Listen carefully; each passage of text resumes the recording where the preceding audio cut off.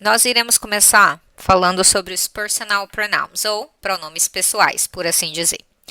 Mas antes de mais nada, vamos refletir um pouquinho. Pronouns. O que é isso? O que é um pronome? Para que serve um pronome? Pessoal? Como assim? E subject? Sujeito? Como assim? Bom, vamos refletir um pouco. Antes de mais nada, o que é um pronome? Ou o que é um pronoun? O pronome nada mais é do que o cara que substitui o nome. Como assim? Por exemplo, imagina que eu falo assim, ó. Maria é legal. Ela é minha prima. Veja, eu ainda estou falando de Maria. Mas veja que eu não repeti. Eu não falei Maria é legal, Maria é minha prima. Eu até poderia, mas não é comum ficar repetindo o substantivo várias vezes. O que eu fiz aqui? Eu substituí Maria por ela. Então, ela está substituindo o meu substantivo, o principal, meu pronome. Então, ela é o meu pronome, certo? E Maria é pessoa, né? No sentido de substantivo, então eu tenho um pronome pessoal. Ou, como a gente falaria, um personal pronoun, certo? E se a gente observar, Maria está na posição de sujeito da frase. Maria é legal, ela é minha prima. Logo, eu tenho um personal subject pronoun, um pronome pessoal sujeito. Claro isso aqui? Então, vamos só lembrar, por desencargo de consciência, quais são os pronomes pessoais na posição de sujeito que nós temos em português. Eu, tu, ele, ela, nós, vós, eles ou elas, certo? Esses são os pronomes pessoais, posição de sujeito que nós temos em português. E em inglês? Bom, vamos começar, vamos seguir a ordem. Eu, ou em inglês, I, is a pronoun for the person who's speaking. Então, I é o pronome utilizado para a pessoa que está falando, ou seja, eu. I am Brazilian. Eu sou brasileira. I. A gente não vai ter bem um tu, né? Até porque em português, hoje no Brasil, quase ninguém usa o tu, né? E conjuga o tu. Existem alguns lugares ainda sim, mas na maioria não. A gente acabou trocando esse you por você. E aí a gente acaba traduzindo dessa forma. Então, you is a pronoun for the person spoken. Ou seja, você, né? O pronome utilizado para quem você está falando. Então, you are from Brazil.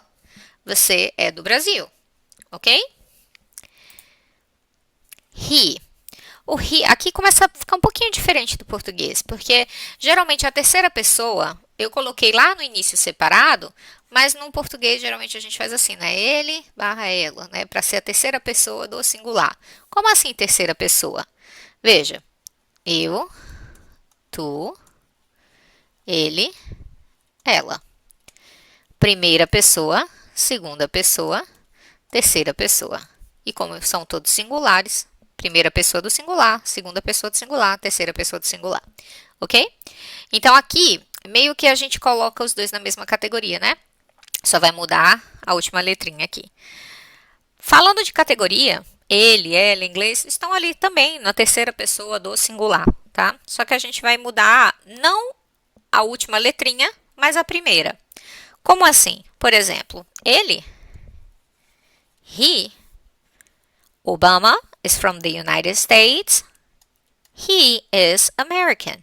Veja, mais ou menos o exemplo da Maria que a gente viu, né? O pronome substituindo o substantivo, o nome. E ela?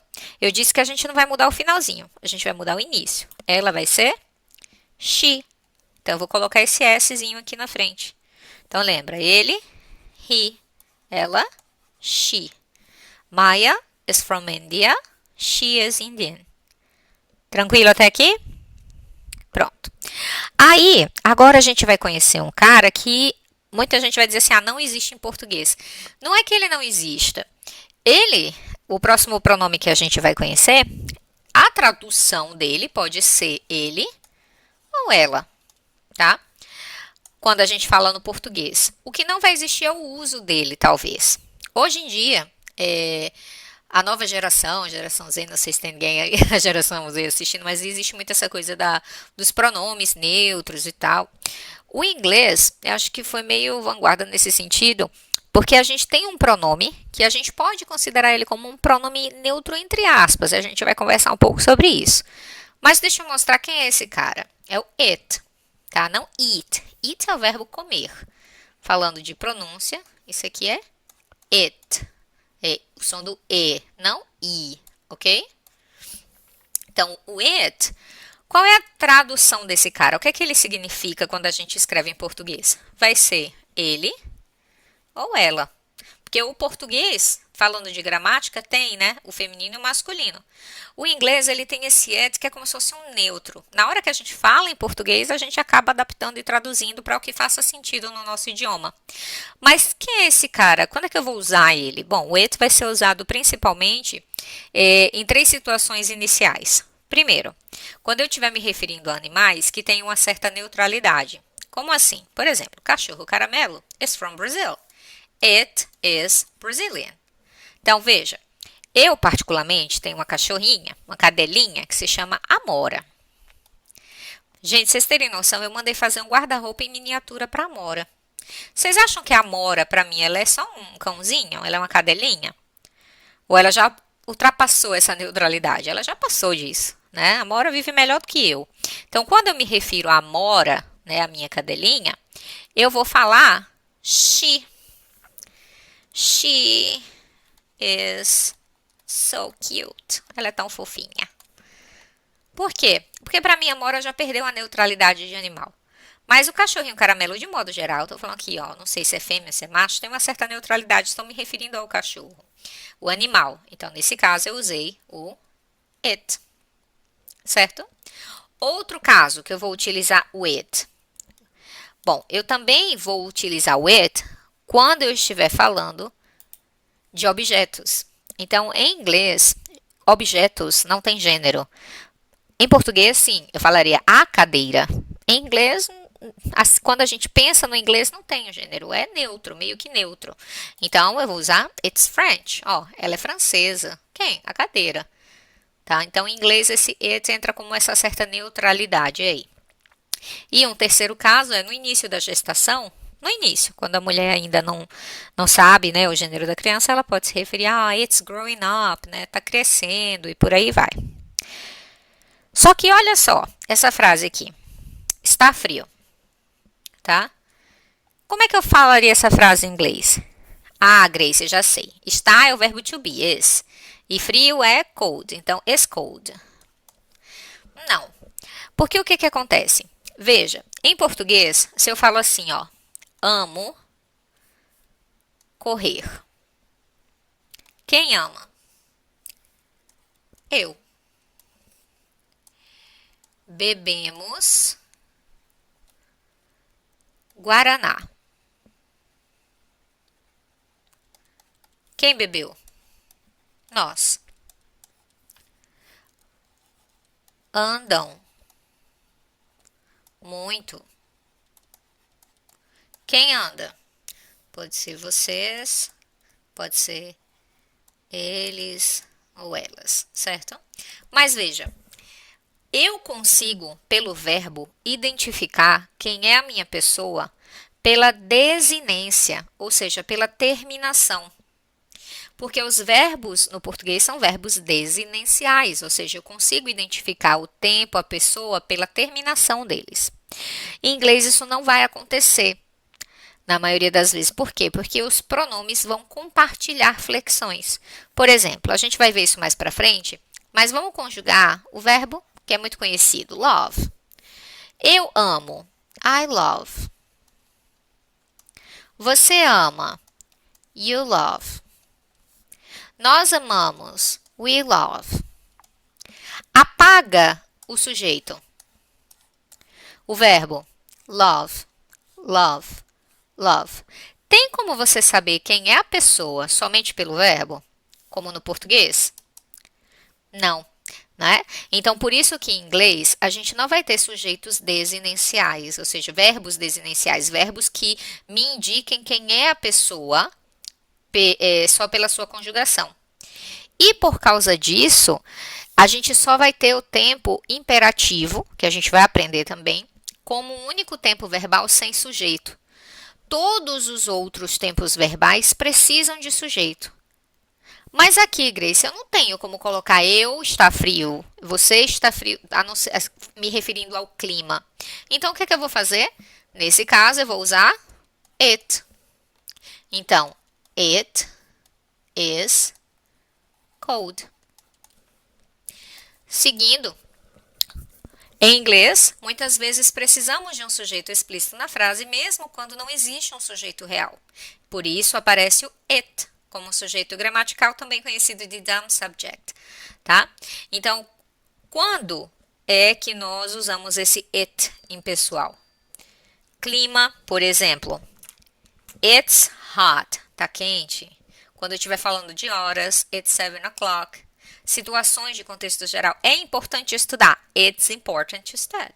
Ou seja, no inglês não existe frase sem sujeito, então nós utilizamos o it quando não há um sujeito real. Certo? Vamos continuar aqui a questão dos pronomes, né? Vimos até agora a terceira pessoa do singular. Lembra? Eu, tu, ele ou ela, né? Agora vamos entrar no plural. Quem são, né, esses no plural? Nós temos o nós, vós ou vocês, eles ou elas. E esses são os pronomes também. Primeira, segunda e terceira pessoa, mas agora no plural. Primeira pessoa do plural, nós. You and I, ou seja, você e eu juntos viramos we. We are the world. Nós somos o mundo, certo? O you, que a gente viu lá no início, que ele nota aqui, o you do início, ele pode ser tanto você no singular quanto vocês, tá? Agora, quando eu falo eles ou elas, nesse caso a gente não vai separar, como a gente tinha no singular he ou she. Nesse caso a gente vai englobar todos eles em they. Então, they are from South Korea. Eles são da Coreia do Sul. Tranquilo? Então, vamos praticar aqui um pouquinho. Ó, veja só. Eu tenho aqui, John is my student, certo? Tranquilo? Tanana is very intelligent. Então, o John, ele é meu aluno. Tanana é muito inteligente. Ou seja, qual é o pronome que eu vou utilizar para substituir o John ali? E aí, já sabem? Vai ser o he. Lembra? Ó, vai substituir o John, é o he. Alice is my sister. Tanana lives abroad. Então, Alice é a minha irmã. Tanana mora fora. Quem é que vai entrar aqui? Quem falou she acertou. My dog is smart. Ai, Grace, agora pode ser he, she ou it, né? Veja, eu dei alguma informação mais sobre o cachorro. Eu só falei o cachorro, ainda tem uma neutralidade. Eu não disse meu cachorro fêmea, meu cachorro macho. Não, nesse caso, o mais adequado gramaticalmente seria it. Certo? Tranquilo? Agora aqui, ó. John and Mary are my students. O John e a Maria são meus alunos. Tanana are very hardworking. Então, o John e Maria são meus alunos. Tanana, eles trabalham duro, né? São diligentes. Qual o pronome que vai entrar aqui? They. Tranquilo isso aqui, gente? Agora, olha aqui. Tá chovendo. Eu tenho um sujeito explícito aqui? Está chovendo? Não. Se eu não tenho, quem é que eu vou utilizar? Perfeito. Muito bem. Children went on a picnic. Had a nice time. As crianças foram para o piquenique. Se divertiram, tiveram um momento bacana. Qual o pronome que vai substituir children? They, pois significa eles ou elas. Pronto, então, recapitulando, o que é que nós vimos hoje? Os personal, subject, pronouns. Mas o que é importante internalizar é o que é um pronome? Qual é a função dele? Para que eu uso? Lembre, pronome substitui o nome, para ficar mais fácil de lembrar, né? E como eu estou substituindo o nome na posição de sujeito, logo eu vou ter um pronome pessoal, sujeito. E quem são eles no português? Eu, tu, ele, nós, vós, eles ou elas. Em inglês, nós vamos ter voltar. Nós vamos ter I, you, he, she, it, we, you e they. Por hoje a gente fica aqui, tá? Espero que vocês tenham entendido. Qualquer dúvida, só deixar um recado aqui, tá bom? Obrigada, pessoal. Até a próxima.